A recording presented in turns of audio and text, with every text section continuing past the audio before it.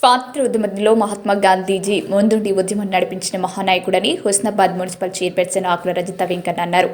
గాంధీ వర్ధంతి సందర్భంగా సిద్దిపేట జిల్లా హుస్నాబాద్ పట్టణంలోని గాంధీ చౌక్లోని గాంధీ విగ్రహానికి మున్సిపల్ చైర్పర్సన్ ఆకుల రజిత వెంకన్న, కమిషనర్ ఎం రాజశేఖర్, కౌన్సిలర్లు పూలమాలలు వేసి నివాళులర్పించారు. గాంధీజీ దేశం కోసం చేసిన సేవలను కొనియాడారు. ఈ కార్యక్రమంలో కౌన్సిలర్లు, కోఆప్షన్ మెంబర్స్, అధికారులు తదితరులు పాల్గొన్నారు.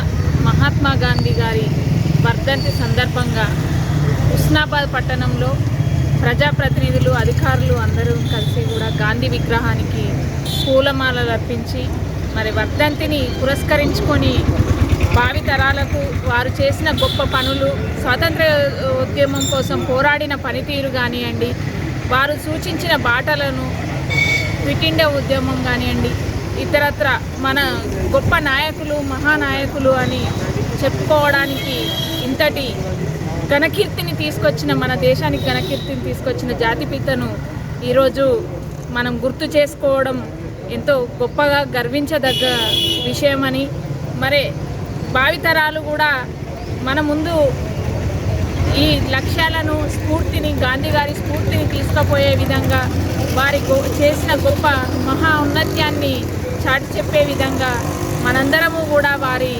ఆదేశానుసారం ముందుకెళ్ళాలి. మరి అదేవిధంగా పరిశుభ్రత, స్వచ్ఛ సేవా కార్యక్రమాలు కూడా మన హుస్నాబాద్ పట్టణంలో మరింత ముందుకు తీసుకెళ్లాలని కోరుకుంటూ మరి ఈరోజు జాతిపిత మహాత్మా గాంధీ వర్ధంతిని ఘనంగా నిర్వహించడం జరిగింది.